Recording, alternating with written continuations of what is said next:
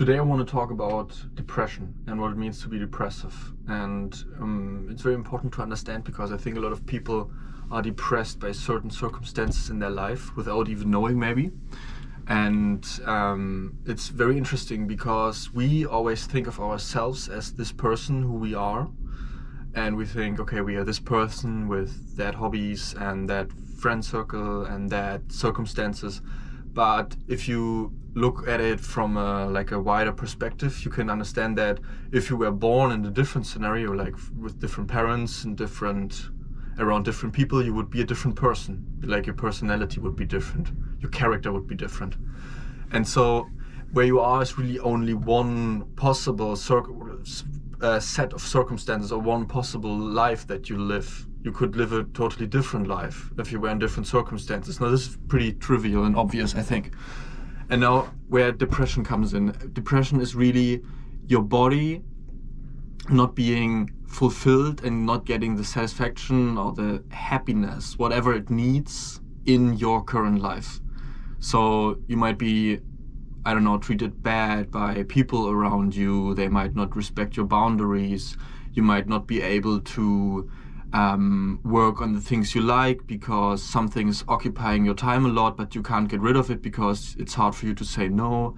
Or you might eat bad because you're forced by your mother to like her food, even though it's unhealthy, which is probably not the case. It's probably, hopefully, good food, but you understand me. So, and then you feel not happy and not motivated, and you can't really understand why. And it's so hard to understand why, because you actually probably like a lot of things in your life, or let's say people who feel depression.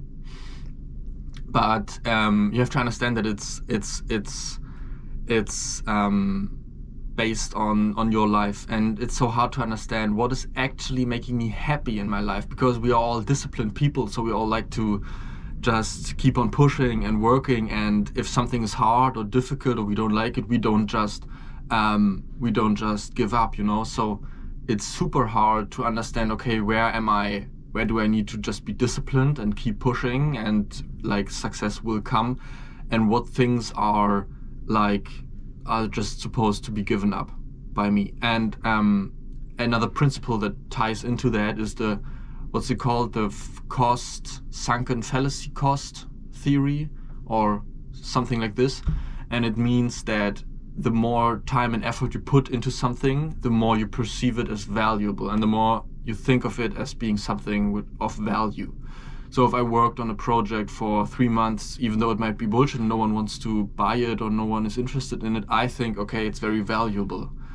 Or the same with friendships, with relationships, it's just the same thing.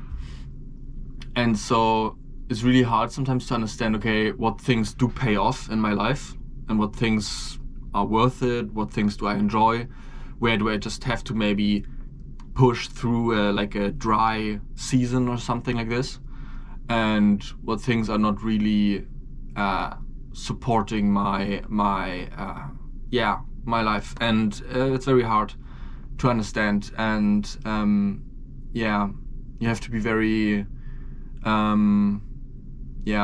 sometimes you have to fight your way through your own things in your life that kind of like cage you, or that tie you up and that take you up, and it's super hard to but I think nowadays, we're very wealthy. Usually people are more wealthy than before, and no one has to starve. And I think the opportunities nowadays for everyone to just live their life on their own terms is basically there. You can just be broke for years and work on the things you like and do the things you like and try to make money, try to find a way in the path that you like while you are broke. You can be broke for 3 years just eating like the minimalist stuff. Like the way I eat, I get home after training and I buy like vegetables, I don't know, like a fucking broccoli or fucking what's it called, like fucking tomatoes and stuff and eggs and chicken, and I just put it all in the pan and I fucking eat it, like no carbs. I just eat that in the evening, and in the morning and over the day I just eat some fruits. That's it. I get up at 8, I eat some fruits until like 3 or 4, and then I go to the gym, and then after the gym I eat like a big meal with yeah, chicken, eggs, and vegetables. Fish maybe, very healthy. You can watch like Huberman, the Huberman podcast. He talked about that. Yeah. So